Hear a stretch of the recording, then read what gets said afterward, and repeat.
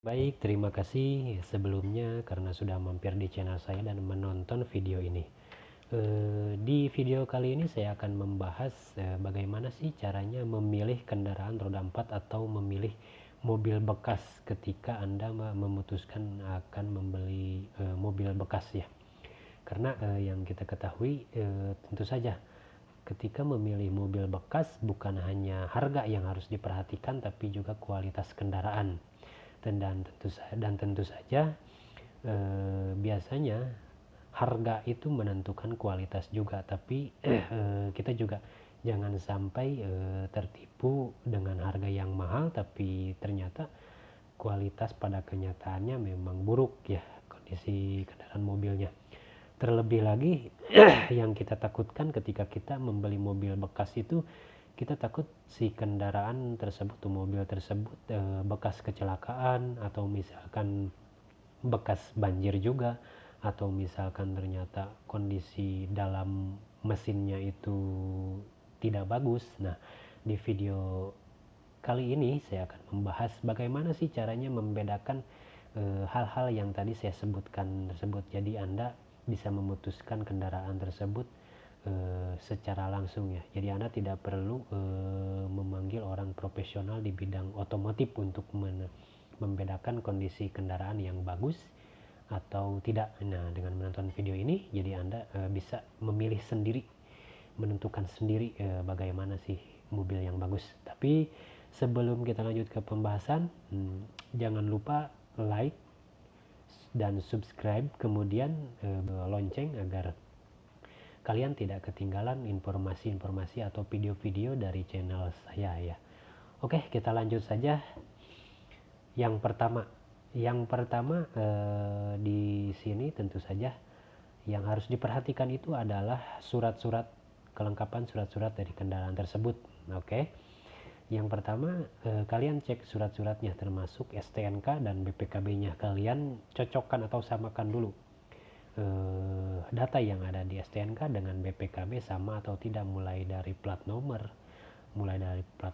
tipe kendaraan, kemudian nomor rangka, nomor mesin, dan lain sebagainya ya. Kemudian di BPKB kalian cek juga untuk surat-surat kelengkapan lainnya seperti faktur pembelian, seperti faktur NIK dan lain sebagainya ya. Oke. Setelah dirasa lengkap STNK dan BPKB tadi, kalian cocokkan dengan kendaraan yang dimaksud. Yang dicocokkan itu termasuk adalah plat nomornya, kemudian bulan di plat nomornya dan tahun di plat nomornya. Kemudian yang paling penting kalian cocokkan juga si nomor rangka dan nomor mesin di surat-surat kendaraan dengan kendaraannya tersebut. Oke, sama atau tidak. Oke, itu yang pertama. Kemudian untuk yang kedua, kalian cek kondisi fisik. Kondisi fisik di sini meliputi kondisi interior dan juga eksterior. Kita pertama bahas masalah eksterior dulu. Di eksterior kalian pasti bisa membedakan mana sih kondisi kendaraan yang memang bagus atau tidak. Ini bisa dibedakan dengan kondisi mobilnya itu yang ada bekas lecet-lecetnya, atau misalkan ada bekas baret, bekas penyok dan lain sebagainya, atau bahkan mungkin ada di suatu bagian yang catnya itu tidak sama. Nah, itu kalian harus mencurigai bahwa kendaraan tersebut mungkin sering terkena gesekan atau bahkan mungkin kecelakaan ya di sana. Kemudian setelah kalian mengecek eksterior, kalian cek interiornya. Interior kalian cek mulai dari jok, mulai dari dashboard, setir, kemudian kalian cek juga yang terutama di kilometer. Nah, kalian cek kilometernya tersebut masih rendah atau misalkan sudah tinggi. Nah, kalian juga di situ bisa membedakan. Kalau kilometer rendah berarti si kondisi kendaraan ini jarang dipakai, atau misalkan kalau kondisi kilometernya tinggi berarti kendaraan ini sangat sering dipakai. Setelah itu kalian cek juga airbagnya apakah masih dalam keadaan bagus, belum pernah keluar. Kemudian safety beltnya semua dicek, mulai dari fungsi-fungsi elektrikal yang ada di kendaraan tersebut, cek mulai dari uh, mulai dari spion elektrikalnya, kemudian dari power window-nya, dari kuncinya, dari pokoknya semua kalian cek. Jika berfungsi ya mungkin itu keadaannya masih dalam keadaan bagus ya, oke. Kemudian sekarang yang ketiga ini yang paling yang paling pokok, yaitu mengenai mesin.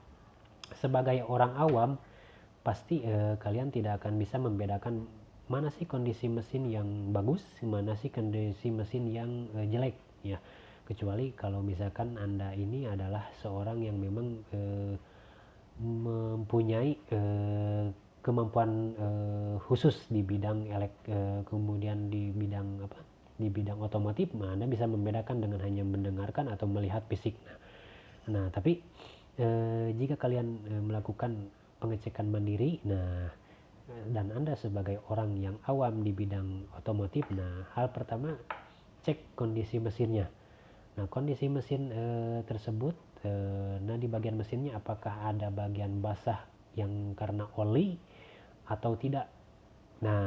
Biasanya kan kalau misalkan di showroom keadaan mesin ini biasanya mereka dicuci atau dibersihkan, tapi kondisi bersih dalam keadaan kering atau kondisi bersih bekas ada oli itu berbeda.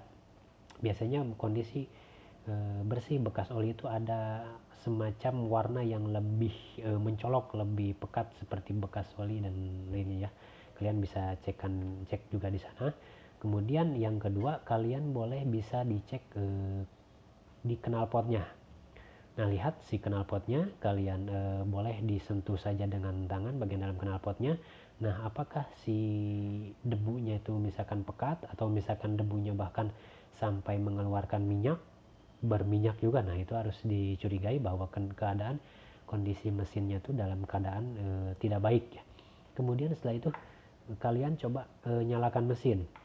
Kalian dengarkan mesinnya secara seksama, apakah kalian merasa si suara mesinnya tuh ada yang berbeda tuh misalkan bunyi mesinnya itu agak bising atau menimbulkan bunyi seperti bunyi kretek-kretek dan lain sebagainya gitu, atau bahkan ketika kalian coba masukkan gigi ada bunyi yang tidak biasa atau bunyi yang lain gitu ketika kalian memasukkan versnelling.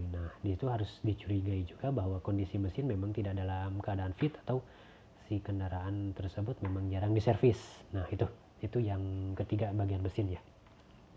Kemudian sekarang kita membahas bagian yang keempat, itu ini adalah bagian yang memang sering kita takuti, yaitu bekas laka atau bekas banjir. Kadang-kadang kondisi mesinnya pun akan berpengaruh ketika si kendaraan ada yang bekas kecelakaan atau bekas banjir ya.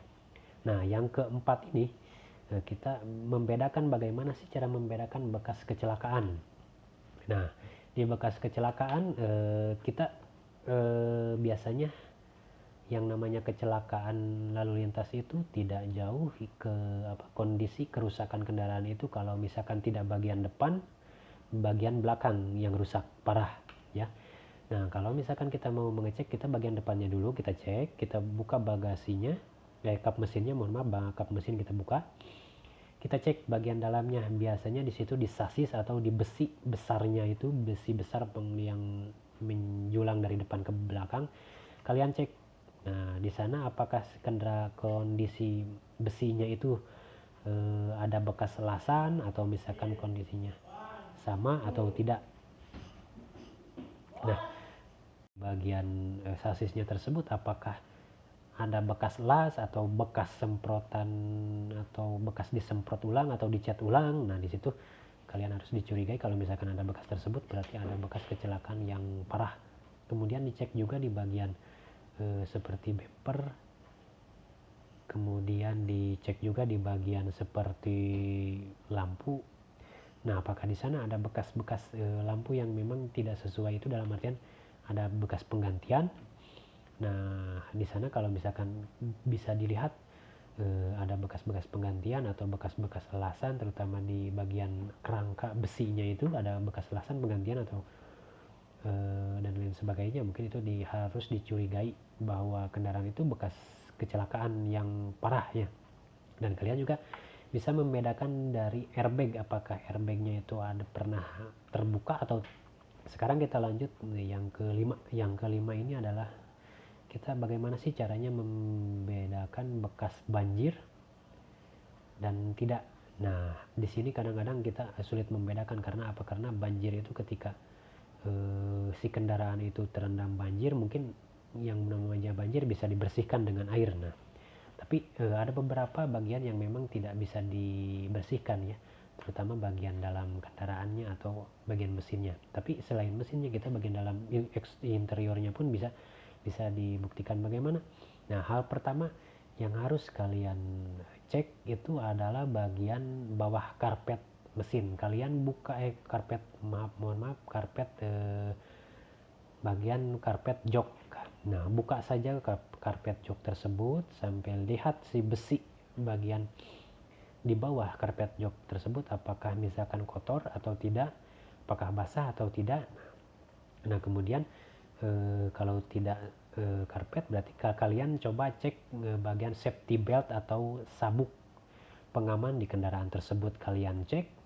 Cara pengecekannya, kalian lakukan pengecekan jangan di bagian driver, tapi kalian lakukan pengecekan di bagian bangku penumpang di belakang. Nah, safety beltnya itu coba kalian tarik sampai benar-benar habis, sampai mentok, tidak bisa tertarik lagi. Nah, kalian cek si bagian safety beltnya itu apakah ada bekas kotor seperti bekas genangan air atau bekas kerak. Nah, itu kalian bisa cek. Kalau misalkan ada, berarti itu bisa bekas terendam banjir, atau kalau tidak berarti aman ya. Nah, oke, mungkin itu pemaparan yang memang saya bisa sampaikan, yang bisa saya ketahui. Nah, dari hal-hal tersebut adalah bagaimana caranya mengetahui kendaraan bekas atau mobil bekas yang ingin kita beli layak atau tidak. Nah, yang saya ketahui. Tapi untuk lebih detailnya, untuk lebih pastinya, alangkah baiknya Anda mengajak teman atau misalkan saudara atau kenalan Anda yang memang berkompeten di bidang otomotif, yang mereka misalkan mereka yang orang-orang bengkel, atau bahkan biasanya ada juga jasa-jasa orang bengkel yang memang bisa dipanggil untuk melakukan pengecekan kendaraan ini. Nah, tapi ya memang tentu saja kalau misalkan kita memanggil atau menggunakan jasa-jasa bengkel, pasti menggunakan biaya yang memang tidak sedikit juga. Nah, mungkin hanya itu yang bisa saya sampaikan mengenai kendaraan atau mengenai tips memilih kendaraan roda 4 atau mobil bekas yang baik secara mandiri. Nah, mungkin hanya itu saja yang bisa saya sampaikan. Mohon maaf pada kekurangan, mohon maaf pada apabila ada kesalahan. Jangan lupa like dan subscribe channel ini agar Anda tidak ketinggalan informasi-informasi dan video-video lainnya yang akan diupload di channel ini ya. Oke, terima kasih banyak. Sampai jumpa lagi.